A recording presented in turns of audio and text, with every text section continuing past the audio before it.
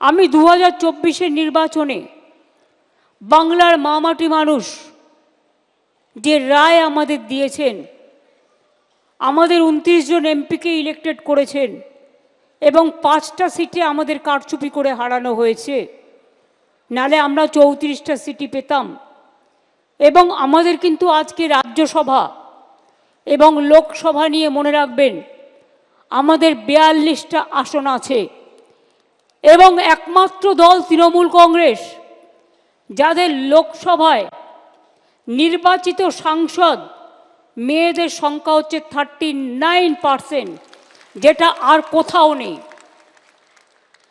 ইলেকশনের আগে 33% for reservation অনেকে বলেন, কিন্তু কার্যক্ষেত্রে দেন না, কিন্তু আমরা দিই। তার কারণ আমরা দিই মানে হারা সিটে দিই না, আমরা দিই যেখানে সে জিততে পারে এবং জেতার জন্য কাজটা করা হয়।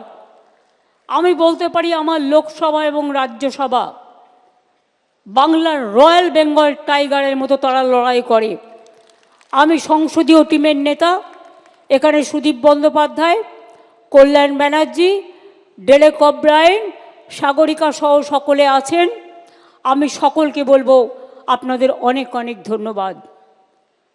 আমাদের বিধানসভা আমি নিজে আছি, কিন্তু বিশ্বাস করুন বিধানসভায় আমার সব কাজটাই আমার পরিষদীয় দল করে।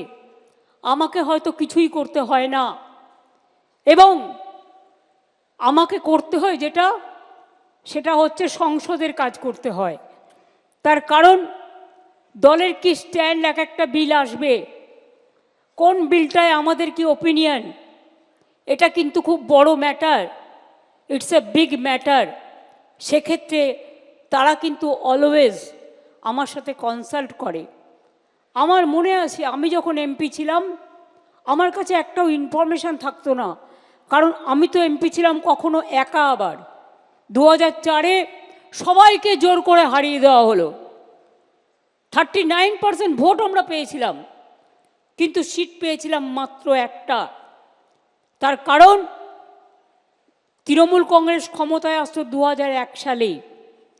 যদি তখন আমরা যখন কংগ্রেসে ছিলাম, তখন আমাদের কংগ্রেসের সাথে সিট অ্যাডজাস্টমেন্ট হয়েছিল, তখন যদি তারা একটা পক্ষ বিট্রে না করতো তাহলে 2001-এই বামফ্রন্ট সরকারের পরিবর্তন হয়ে যেত।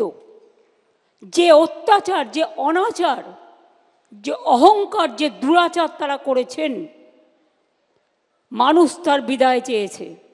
আমাদের মনে রাখতে হবে আমরা দিনে কি করছি, রাতে কি করছি, মানুষ কিন্তু আমাদের পাহারাদার। আমরা যেমন তাদের জন্য লক্ষ্য রাখি, তারাও কিন্তু আমাদের কর্মীদের জন্য লক্ষ্য রাখেন।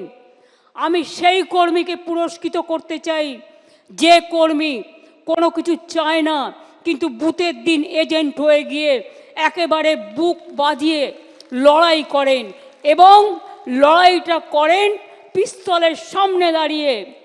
বিধানসভা ইলেকশন যখন হয়, লোকসভা ইলেকশন যখন হয়, বিজেপির বড় বড় এজেন্সিরা ডিএম চেঞ্জ করে দেয়, বিজেপির কথায় এসপি চেঞ্জ করে দেয়, বিডিও চেঞ্জ করে দেয়, নিজেদের অবজারভার বিজেপি মাইন্ডেড নিয়ে এসে সিআরপিএফ নিয়ে আসে, সিআইএসএফ নিয়ে আসে, বিএসএফ নিয়ে আসে, ভেতরে গ্রামে গ্রামে ঢুকে যায়, লাইনের সামনে দাঁড়িয়ে থাকে, সবাইকে বলে ভোট দেবে না তৃণমূলকে, বিজেপিকে ভোট দাও।